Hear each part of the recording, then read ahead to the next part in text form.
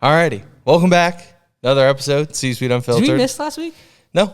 Oh, dude. It's been a long week. Okay. Lots going on. Yeah. So, very cool. Well, appreciate you taking the time to sit down with us again, and appreciate everyone out there that listens. Let's go. Like and subscribe, as always. You should appreciate them more, because if without them, I probably wouldn't show up. That's fair. If That's there fair. were 0 views, I'd be like, I don't know about this. Yeah, if we were getting 0 views, we are going to start. I've been delayed on this. We are going to start getting in short form. Oh. So I'm going to start putting out short form. Dude, all my salacious clips you're going to cut out of context so I can get canceled? Exactly, yeah. So my buddy Braden, who's been on the pod, he does marketing for a lot of small businesses. Yeah. He creates short form for them. Wow. So he was like, hey, send me some of your files. I'll make some for you. Dude. So he kind of gave me an intro to it, and I'll probably get my own kind of software for it, and we'll start doing short form. Dude. Yeah, well, you know. Captions app is really good. Yeah, trying to make it worth it. The app he uses is, what was it? I can't remember, but it's called Captions. Okay. The one we use, and it's for short form. It's really nice. Yeah. It's probably like the most popular, I would say. But Yeah. So he has one. It works really good, and it's pretty cheap in terms of, I'm assuming that's probably pretty pricey. No. It's really? just like an app on your phone. Oh, It's okay. like $10 a month or something. Okay, yeah, his is similar to that. So anyways, we're going to do some short form. If you see the clips, like them, share them, all that. So cool. All right, well, we're going to jump in here. Now, I don't have anything overly particular to get into, but I did see something that I thought was very interesting. You wanted to avoid the presidential debate from last night? Honestly, I did watch clips on Twitter. I did not sit down and watch it. Yeah, I watched clips on Twitter, Yeah. and, it is what it is at this point. Yeah. Like, I don't believe at this point most people's decision will be decided by a debate. Yeah. Like the overwhelming majority. Yeah. Like what percentage do you think is actually swayed by those debates? Percentage that is in the middle that's going to make the difference. Right. but where are those people in all honesty? Like 5 counties in the U.S. Yeah, we talk to so many people. We're I'm on sales calls all the time. We have franchisees all over the U.S. Like we work with you have a mass amount of employees. We talk to a lot of people. Like where are those people that are genuinely sitting there like, I'm not sure who I'm going to vote for? Like, have you ever met one of those people? Yeah, but those are the people that are deciding the election. Yeah, but where are they?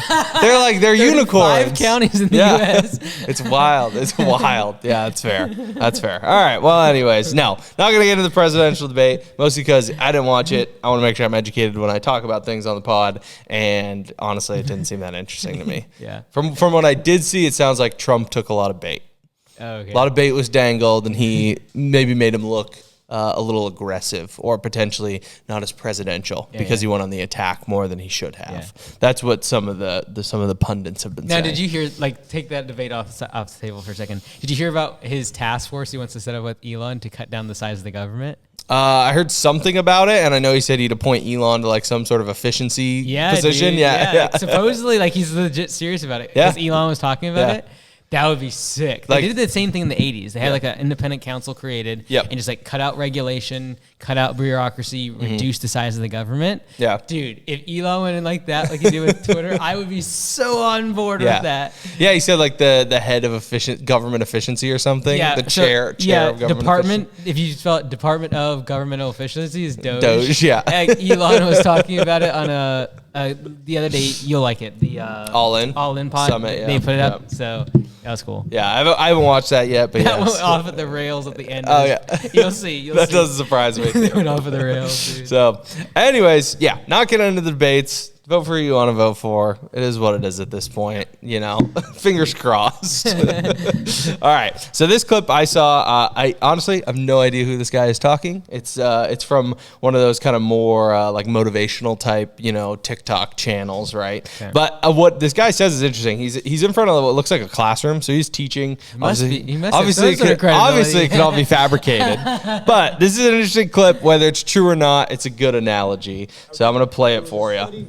There was a study done in Florida at a tennis academy, and what they looked at was what is the difference between those tennis players that are top 5 in the world versus those that are top 25. Was it their diet? No. Was it their exercise? No. Was it when they started playing the game? No. Was it their coaching? No. What they actually found was this. The difference between the top 5 ranked people in the world and the others in the top 25 was their thinking. In the 10 to 15 seconds after a point had been scored in tennis, those athletes that thought positive things such as, I love this game, there's nowhere else I'd rather be, I may have not got that shot, but I'm going to get the next one, watch this. Those athletes that thought positive, it slowed down their heart rate, slowed down their breathing rate, and across the entire competition, they were conserving a lot of energy. They were feeling better about themselves. And thus, across an entire tennis match, in the end... Initial reactions to this clip. Sure, that's great. Yeah? Let's go. I wish I could be more positive about my brain, but... Yeah. What do you think having, one of your most impactful keynotes, at least for me personally, and I think having, trying to read the room when you are on stage, impactful to your audience was when you did the keynote on lower highs, higher lows, oh, really? Right? About emotional stability, right? That you, in business, you will have high moments. You will have mountaintop moments where you sell this job, you have crazy, massive profitability, like everything's firing on all cylinders. You can go on a vacation and everything in your business runs smooth for the first time. Like you have these mountaintop moments, but then you also get hit with these valleys of desperation where a truck engine goes out on you, an employee has a huge damage case, like you can't make payroll, somebody sues you, and then you talked about having this emotional stability. Do you think that this is different to that, where it's just, hey, I just need to stay positive, like I always need to be high, or do you think there's a balance between like emotional stability and always being positive? Yeah, I think the only difference I would say between like sports and business is the longevity of the athlete versus the entrepreneur. So like an athlete in tennis might have a 10, 15-year career, whereas in business, like you can have a business for 40, 50, 60 years.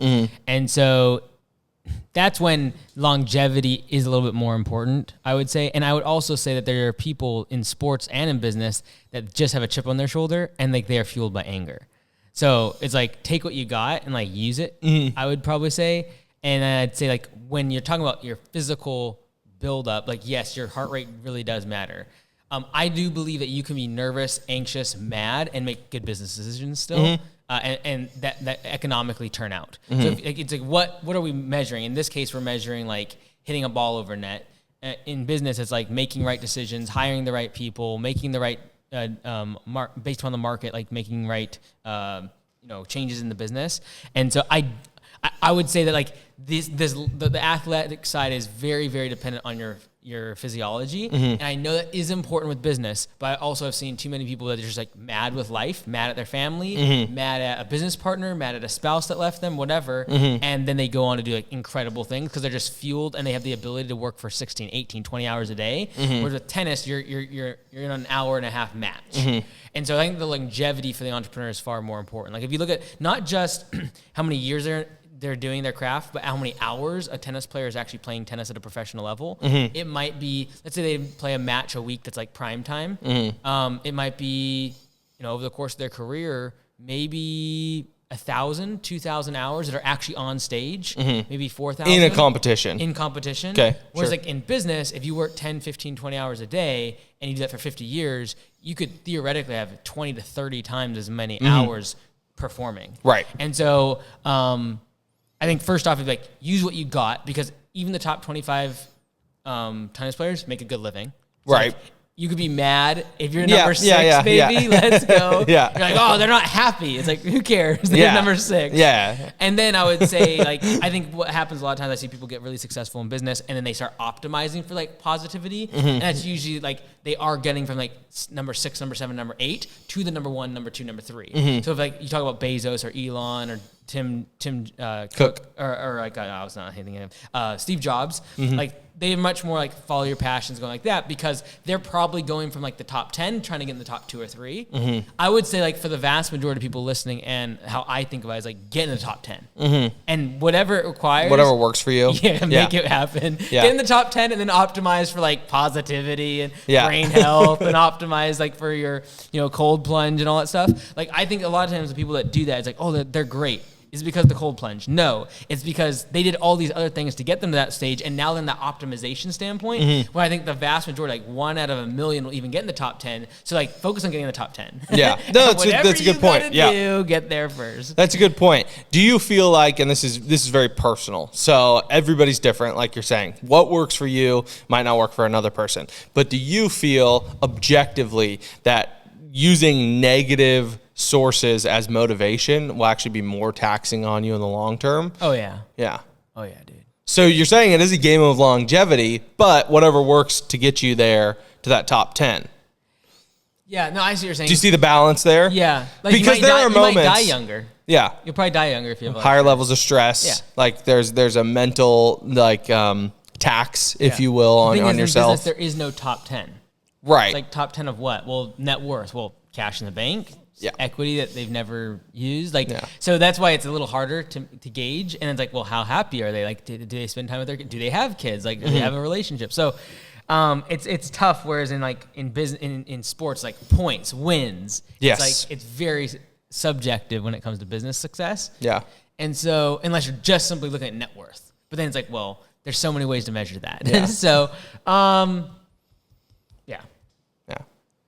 What would you say is the almost cutoff for maybe a fringe motivation, if you will? Like you're saying, hey, I just want you to get to the top 10. Well, if someone out there is like really thrives on negativity, almost like seeks it out as a way of motivation, like how long can they sustain that for? Dude, if they get in the top 10, who cares? Yeah. Like if you get the top 0.01% of wage earners, like you've won the economic game. Mm-hmm. And so then once you're there, you can afford to optimize all these other things to become healthier. Mm-hmm. Like money solves these things. Yeah. Like you can hire out the stressful parts. Yeah. You can, if you're trying to then optimize it. For someone like Elon, he's like not trying to optimize for happiness. It's very apparent. Mm-hmm. And so like, but most people in his stage would have been, okay, I'm going to go hire CEOs of each of the businesses. Mm-hmm. I'm going to, like, he could just hire an executive team that's like killer for every single business. Right. And his stress would dramatically reduce. But he wants to be an operator. Mm-hmm. And so, I think money can solve the problems, and that's why we look to the people that are solving the problems. Like, oh, I should go hire an executive team. It's like, no, they built the business to this point where now can afford that. And so, I don't know, negative energy, it definitely will kill you sooner. Like, I've very much felt like when that stress is on, like I literally feel like I'm gonna die.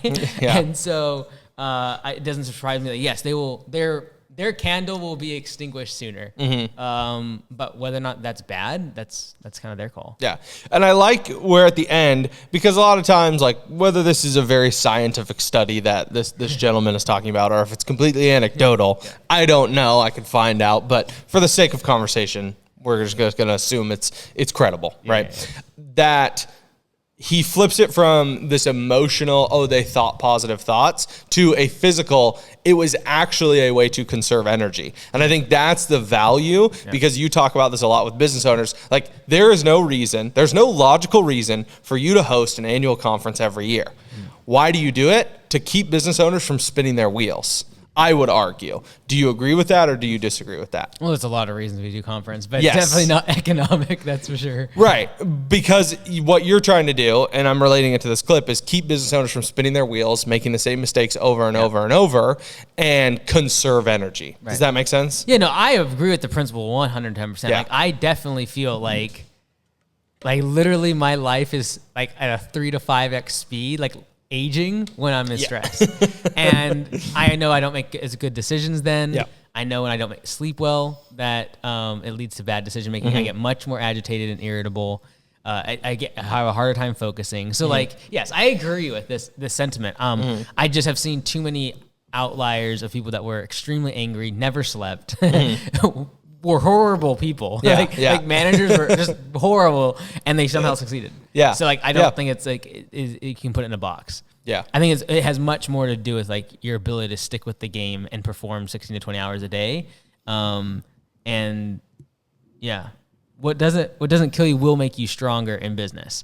In sports, if it doesn't kill you, it could potentially take off your edge to where you lose the game. Mm-hmm. And it is a 1 or 0, like a zero-sum game. You win or you lose. Mm-hmm. In business, it's not like that. Like I can do 98% and be on top of the world, right? And like lose to 2%, but still be like at the top of my game. Mm-hmm.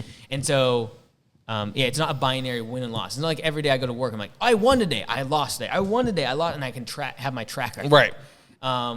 So it's a little more difficult to measure. Yeah, I agree with that. I think I agree with this clip overall. I think I'm a very realistic person.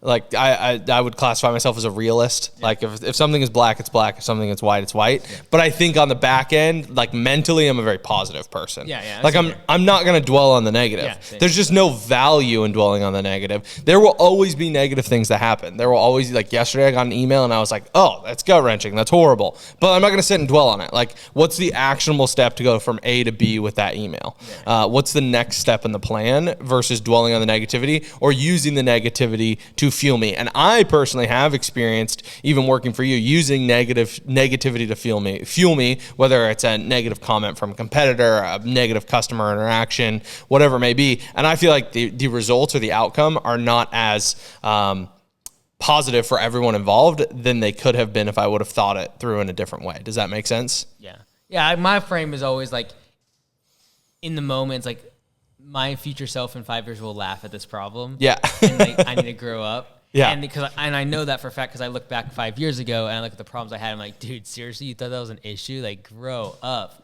Like, one bad negative online review, like, made you not sleep for a night or two. Like, what are you thinking?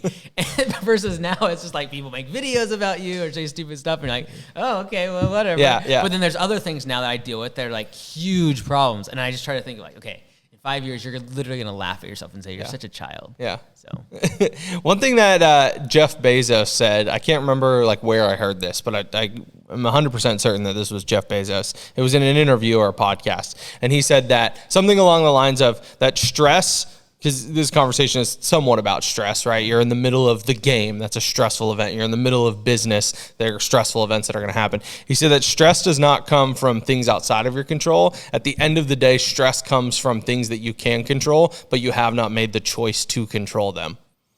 What are your thoughts on that? And that's me like paraphrasing. I don't remember if that's exactly how he said it, but that's what stuck with me from when I heard him say that.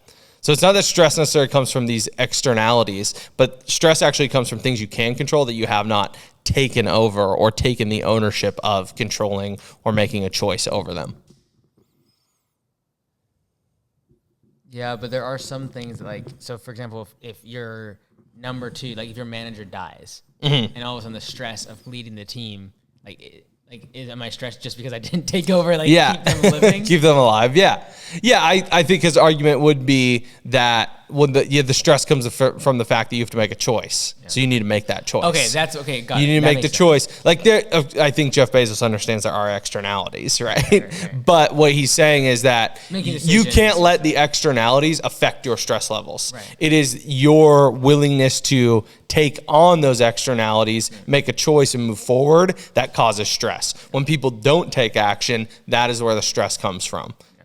So I agree. It's very reductive, but I kind of like that frame of thinking. It's, okay, now I have the power, I have the ability to take over the stress. And then, once again, as more of a positive thinker, then you can try to have a more positive outlook with that stress. Yeah, I'd say stressful situation. Generally, I'm a pretty positive person. Yeah, I would agree with that. Yeah.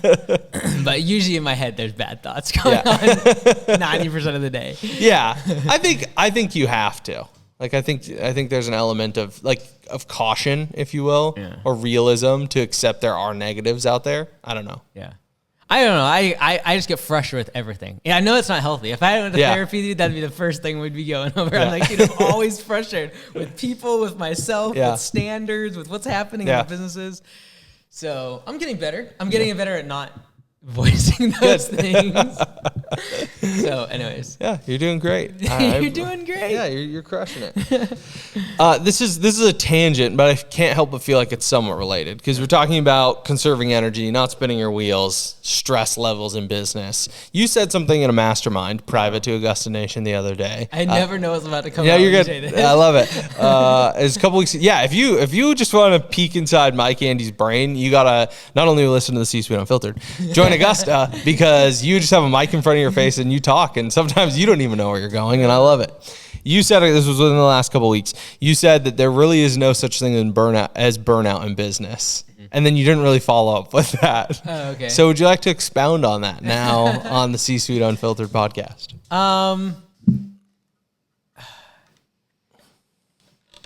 Okay, I'm trying to take what actually caused that to be said. And then, Okay, yeah. Okay, See, I don't know the context. Did I share anything right before? No, I remember the context. Okay. I remember what did I say right before. I don't know. You might have given a little bit of context, but you basically said there's no such thing as burnout in business. It's mismanagement of schedules, something along those lines.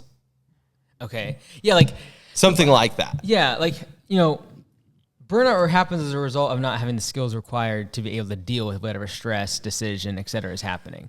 And so instead of being burnt out, realize that it's just you don't have the skills. And then it's just a matter of, well, how do I acquire the skills? And so when I have felt burnt out, and I wouldn't say that it's an emotion that is certainly there, and it's this label that we've attached to being exhausted, feeling at your wit's end, feeling drained, feeling depleted. Like that's what we have now labeled as burnout.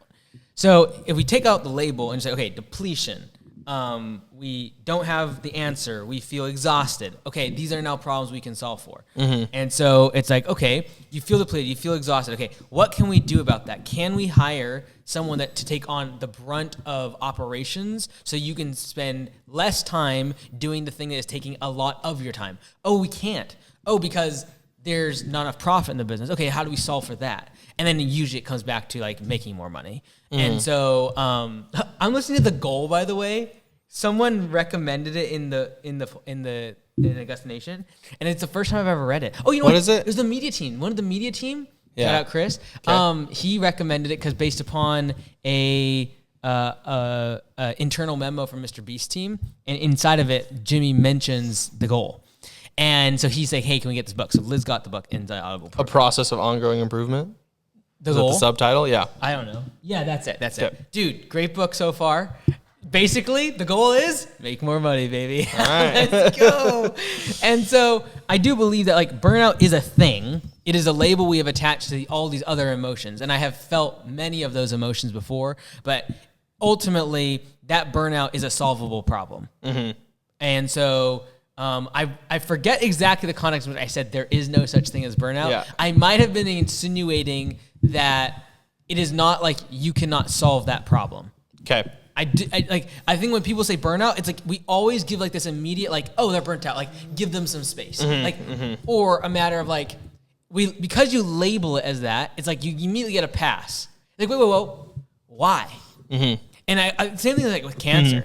Like a lot of times, cancer it does just pop out of nowhere. But there's a lot of times like, well, why? Like, are you eating right? Are we healthy? Like, are you on some sort of medication? Like, are you smoking? Like, is there some sort of habit we can break? Like, I think a lot of times it's like we label something and it's like, oh, we step back and like now it's like, oh, like so much space is given to this big hairy label. Where it's like there are things we can do, and there's no disrespect to people that feel burnt out because I know what that feels like. But every single time I get to that state, I know it's a solvable problem, and so. I don't remember the exact context as to why I said it like that. Because if I remember correctly, I said it and I was like, oh, okay, that's going to be like too much of a No, I liked concept. it. I liked it. Okay, I forget exactly the context for that mastermind. Yeah, it goes back to like taking on the thing. Like there is a thing that can be managed. There's a thing. Did I really say there's no such thing as burnout? Pretty much. I feel like I should have wrote it down, but it stuck with me pretty aggressively. I don't feel like I would say those words just like that, but that's why I'm wondering on the context. I don't feel like I would have said there is no such thing as burnout. But then or maybe you said that like there's burnout is not an excuse. Yeah, I forget exactly what I said. I just don't think it was pretty heavy-handed. I think it was pretty heavy-handed. I think what I probably would have been making the point of, if I had to argue that with those exact words, is that burnout is a label. It is not something happening to you. Like it is just a label. And then like let's break down why you feel burnt out and then try to solve those problems. That's probably what I was going for. Yeah. Because if I remember correctly, this was about an owner that was talking about being burnt out. And I eventually just like broke down the pieces of their question down to the fact like we need to make more money and we need to raise prices. And and then that kind of solves all these other problems. Yeah. But I could be wrong. Yeah. So, and if I said it exactly like that without any other context, Paul, I apologize. Because I would never say that there is no... I would not purposely say just the line of there is no such thing as burnout, because there is. That people do get burnt out. I have been burnt out before. Yep. But But I do feel it's just a label that is like masking like the 5 other things that are causing it that can be solved.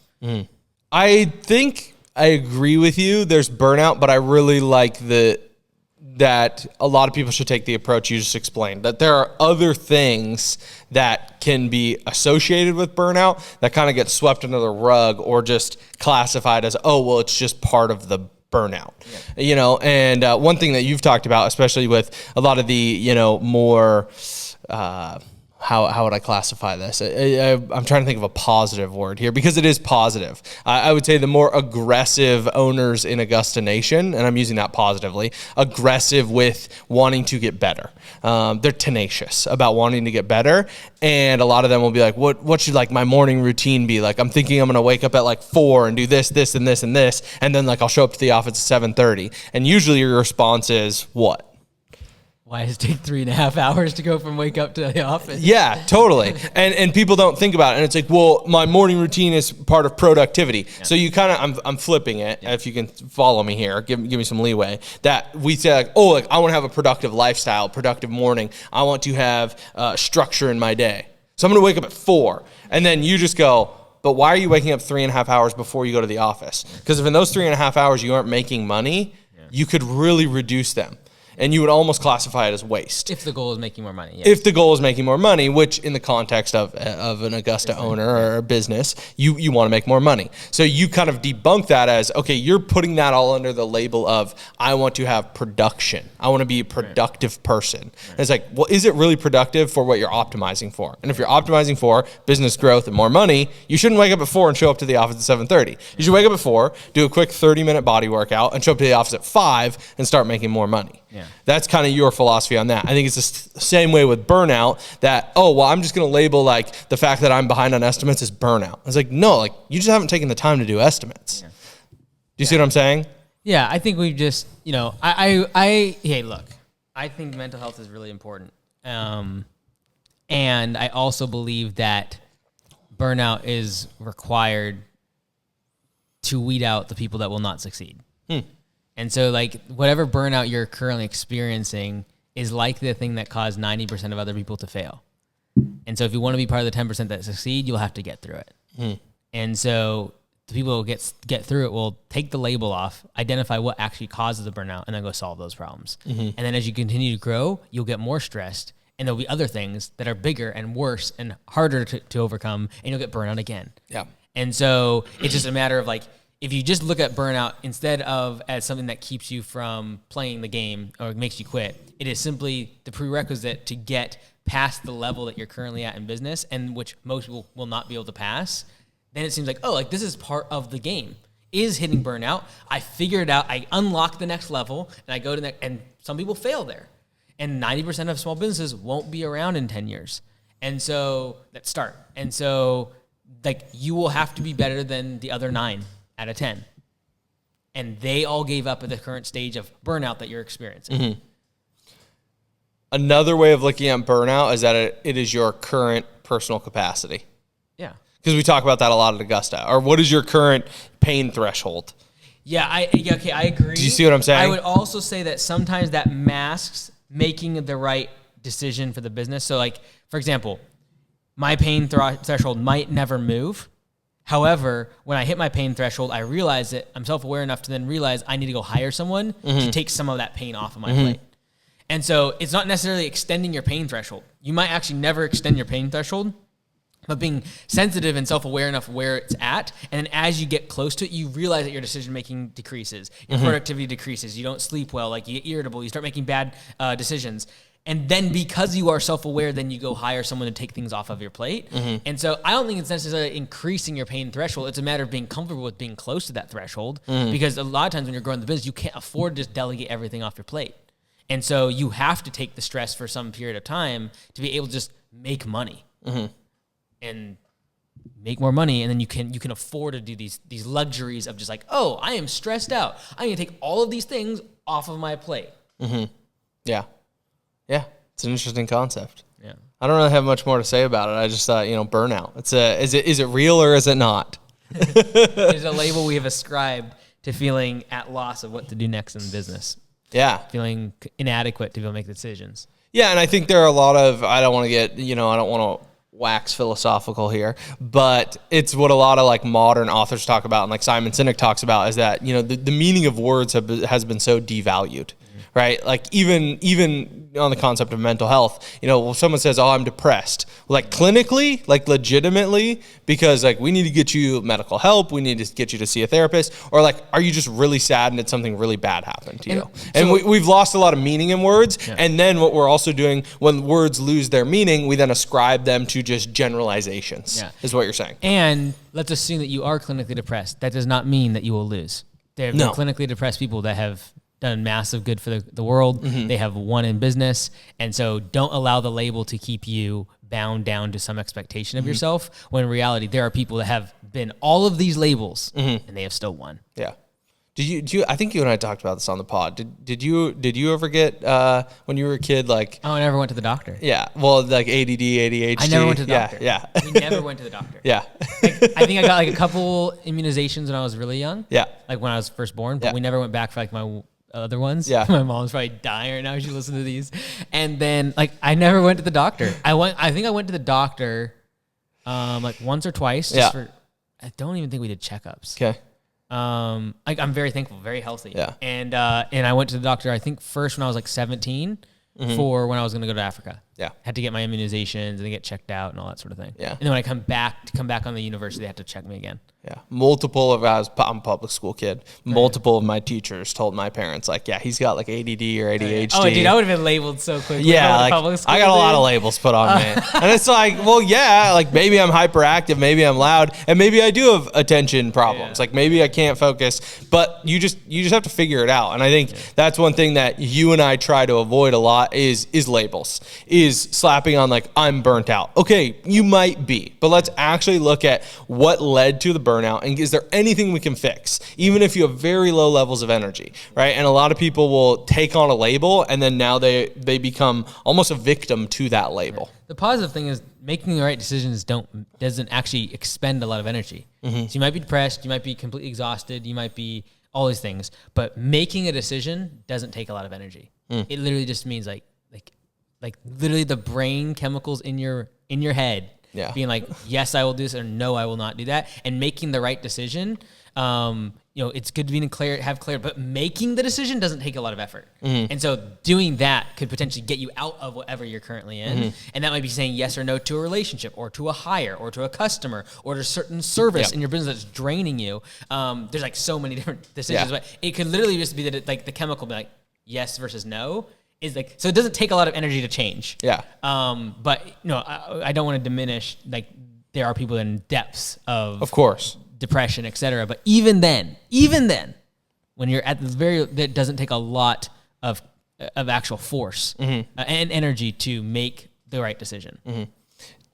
Taking a slightly different turn and staying on the same topic, I saw, another one of those, motivational TikTok, Instagram accounts, but it was this, I'm 99% sure it was this sales guy. I can't remember his name, but he's kind of up and coming. Okay. I'll try to show you some of his content to give you more context, but like good content, like very much following similar format to like Hormozy, Andy Elliott, like trying to have those like really like grabby clips. But when you watch some of his longer form, you're like, oh, like he knows what he's talking about. Like he's a good salesperson, but he's going to grab you with a lot of excessive clips. But he had this one clip and he said, I can't remember. I'm blanking on it, so I'll have to find it afterwards, and I'll try to credit him in the pod. But he had this clip. It was really interesting, where he basically said people always will complain about their business to their friends and family on a regular basis. Like when things aren't going right in your business, he said that a lot of times people will complain about it to who are close to them, family and friends. Do you complain about stuff to friends and family from work?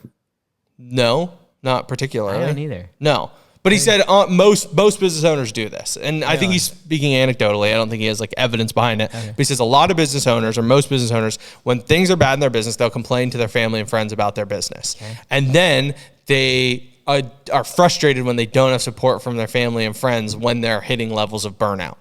Because all their family and friends hear are the negative things about their business, right? So he's saying what you're doing is you're correlating all this negativity around your business. And then when you need help, they're like, well, why? You hate it. You don't like it. You're frustrated. So what are your thoughts on that? Like kind of... Just don't tell your friends and family.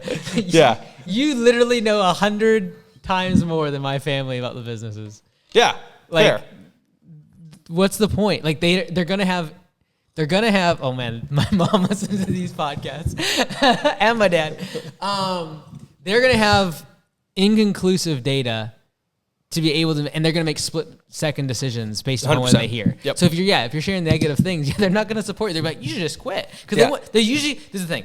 They want you to be happy, and optimizing for happiness, you would not be starting a business. Yeah. And so if they're trying to make you optimize for happiness, they're gonna tell you to usually take on less.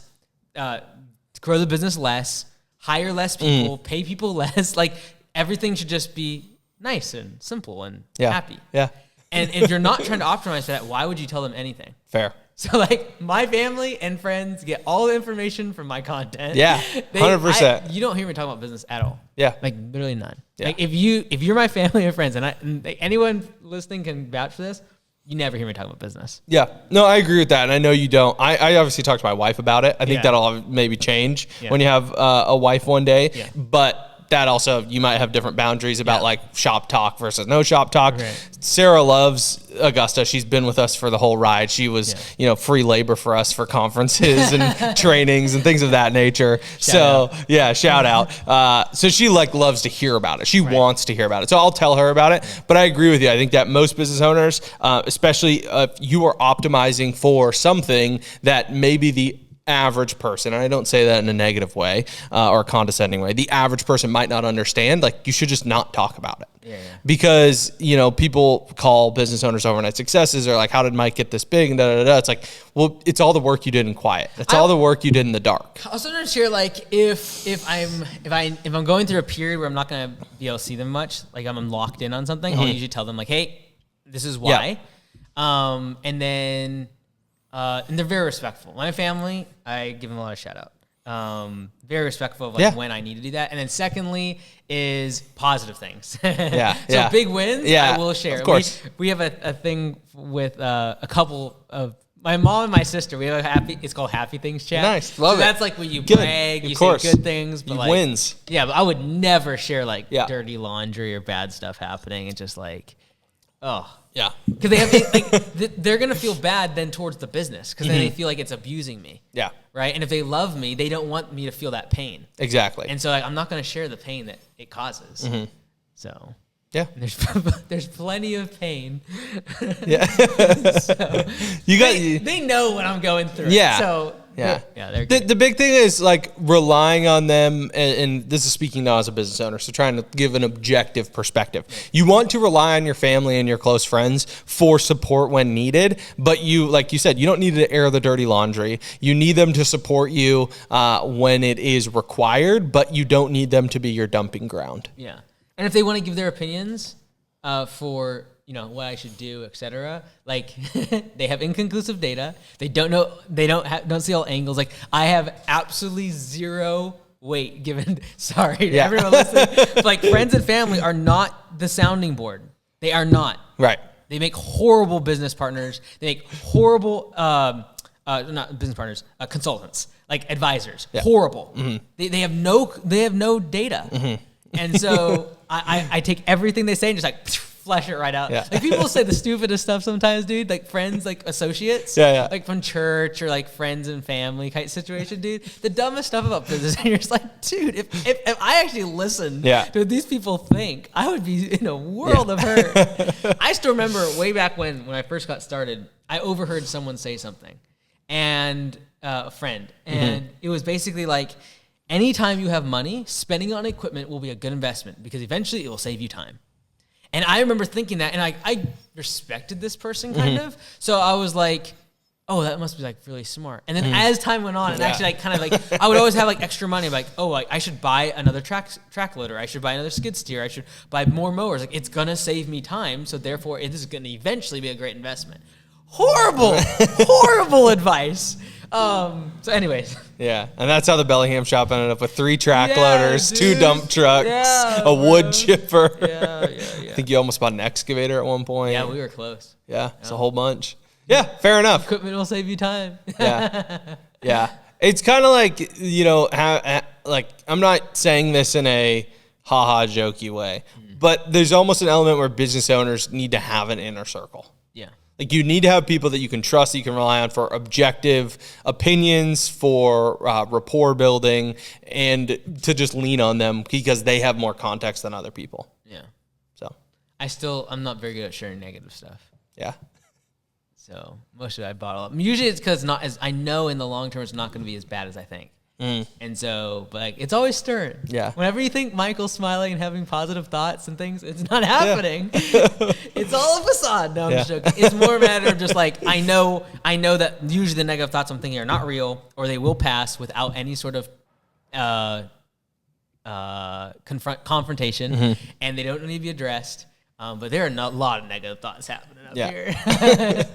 Would you say, you correct me if I'm wrong, and if I'm overstepping here, but as an employee of yours, do you feel that a good piece of advice for employees of like startup founders like yourself would be to take the approach of just be like as even keel as possible and just bring you data?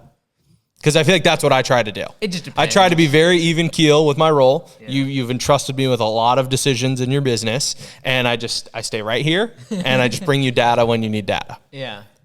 Like or I guess here we go. Personal performance review. Do you want me to approach it differently? Like, what do you think is best for you in your current state, or for other folks working for startup type aggressive founders? It just depends. Like, I really value someone who will speak their mind with data. Like, I don't like emotion.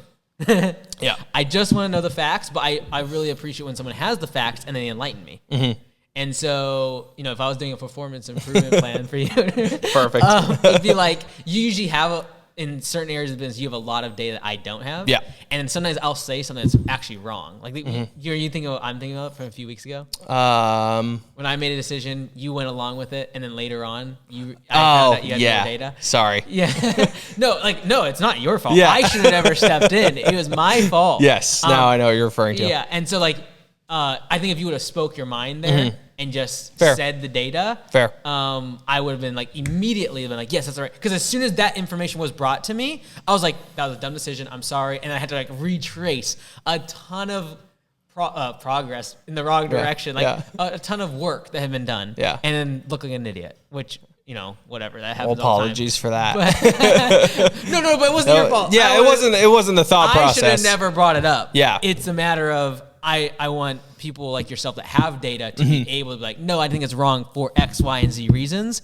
And both of those parts are important. I think it's I need the data and I need someone to stand up against me. So I need a kind of push and pull. And usually you do a great job of it. Well, thank you. I'm just thinking of one example. Yeah, fair. I'm thinking of an example from months ago during Spring Rush. Oh, dude, I know exactly what you're talking about. You sent me a pretty aggressive email, professionally, but aggressive. Okay, no, I'm not thinking about it right now. I'm thinking of a different one in the leadership meeting when you were like, oh, that was some time. Yeah. That was a different one. No, I'm thinking it was an email. I was still had the regional manager role. Okay, maybe it was a similar time frame. You sent me an email about one of your locations.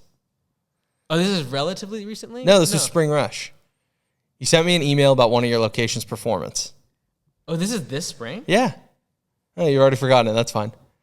Okay. It was a professionally aggressive email. Oh yeah. And I had to, and I read it. Now. Yes. I read it, and I went 99.9%. Okay. I was like, "You're in the wrong." You crushed that email. You crushed it, dude. Because that was a great. You're right. I exactly remember. I remember reading the email on the toilet in the bathroom, dude. Let's go. My response. We're going off the rails. No, your response was great, dude. Because immediately it just diffused everything. Yeah. And I was like, okay, it's totally fine. He's got this. And then sometimes this is where I'm still learning. And is when I've delegated something, I either A, need to have better form of getting metrics to be able to know what's going on, getting the data, at least at a high level so I know we're doing okay. Right.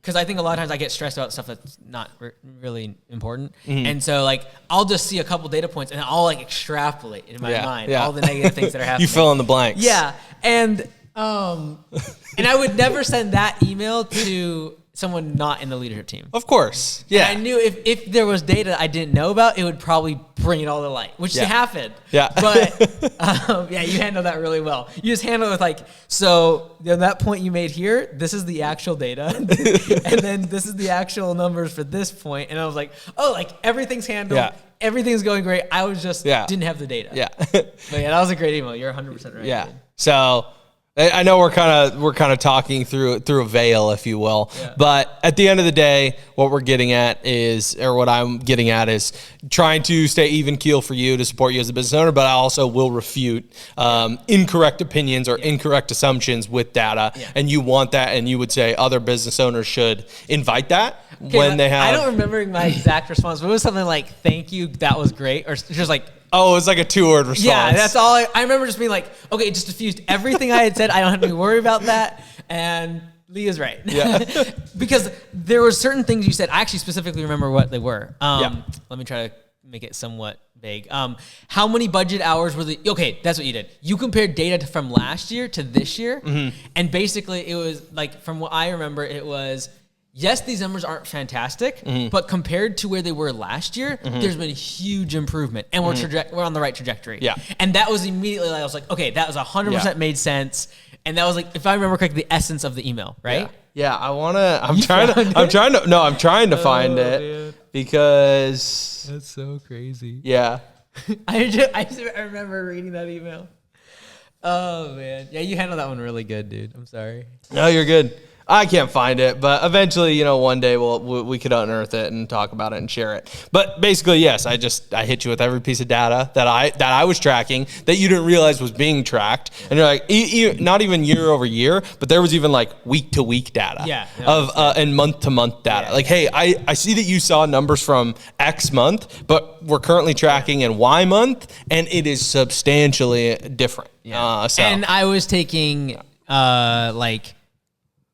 qualitative data and then not having quantitative data. And you gave me the quantitative data and I was like, oh, like I don't care about all these other things. As long as the numbers are saying that, I don't care. So some of that means like I need to be better at like figuring out metrics being reported to me so I don't have those emotions. Right. Secondly, I should have shut up. I knew you were handling things, so like that's my bad. And then thirdly, like you did a great job. Just being like, here's the numbers and like you can make your decisions based on that, but like these are the numbers. Yeah. And like I was like, oh, it's so obviously on the right track. Yeah, it was a good check. It was a good kick in the pants. And I would say, as someone who like I respect you, I value my position here at this company. And I think if you feel that there needs to be kind of a reality check moment, I welcome it versus I don't like, oh man, I hope that like my performance is good enough to where I never have to get a reality check moment. It's, hey, I hope my performance is fantastic, but if I drop the ball on something, I want to know about it. Yeah. I feel like that's how I operate, and that's how I try to encourage, your employees and the people I work to operate. It's like, hey,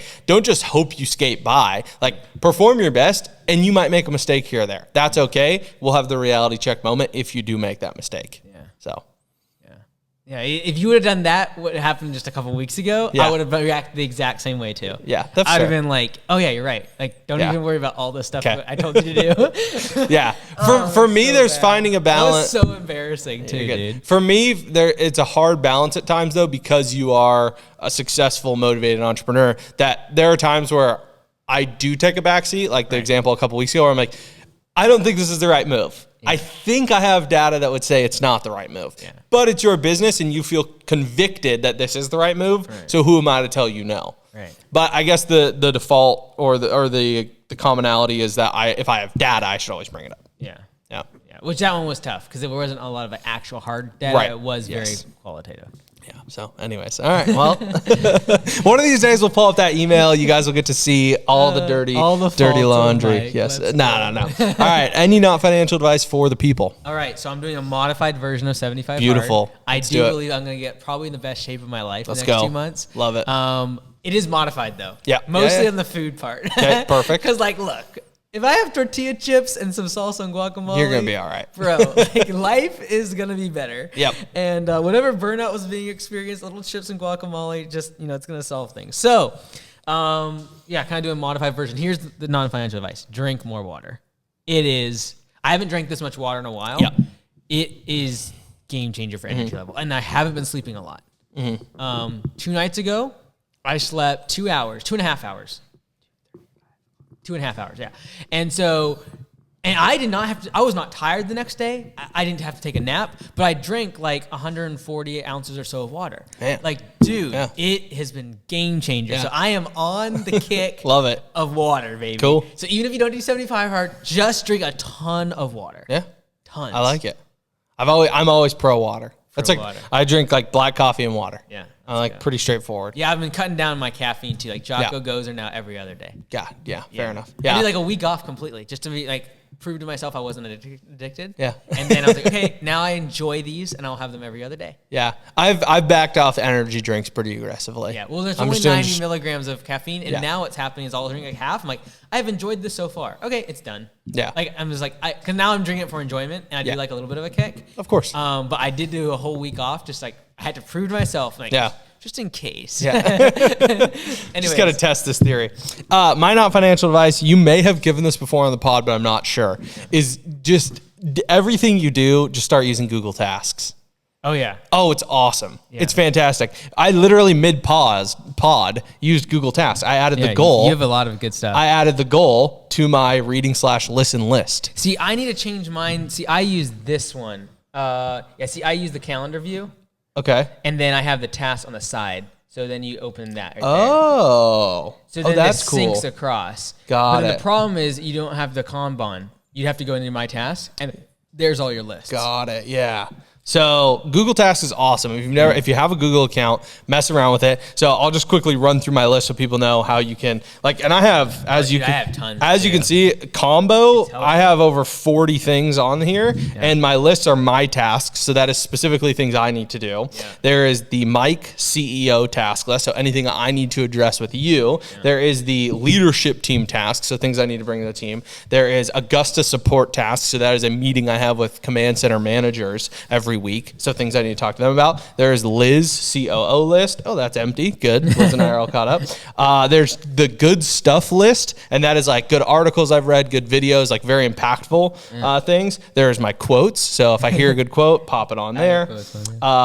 There is one for Augusta new owner training. Just any ideas you or I have in between trainings. It's like, hey, put it there. When the next training comes, we'll make sure we update it. We should share that list. Good. And then my last one is reading and listen list. So a lot of times you'll get, oh, you should check out this podcast, or someone sends you a link, or like, hey, watch this video, or hey, read this book. And then you're like, totally. And then you forget. Yeah. So anytime someone gives me a recommendation, it goes right on that list. Yeah. And if I forget about it, who cares? Because like I have this YouTube link here. I don't even know what that video is, but I know someone recommended it to me. I'll click it, I'll open it, and I'll be like, sweet, this is an awesome link. Yeah, it's good. So, I like it. Yeah. I used to use the reminders app from iOS.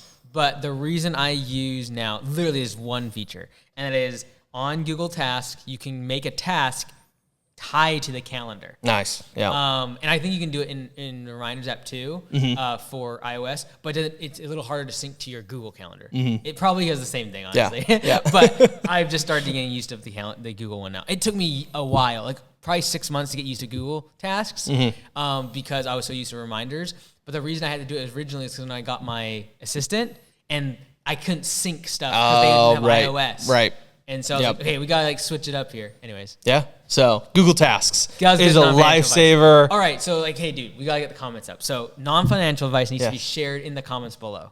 Oh, okay, great. Everyone today, yes, like part of the pod, if you made it this far, like literally only 10% of the audience does. So like you need to submit your non-financial advice to in us. the comments below. Beautiful. Yeah. I love it. All right. That's the pod.